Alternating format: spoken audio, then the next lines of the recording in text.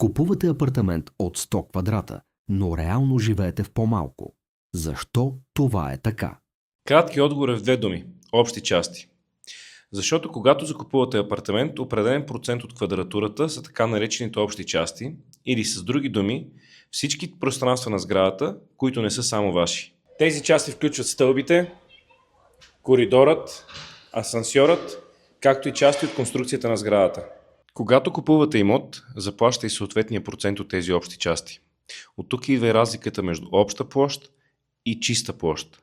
Затова някой път апартаментите в старите панелни блокове не изглеждат по-големи от тези в новото строителство. При новото строителство процентът общи части е по-голям.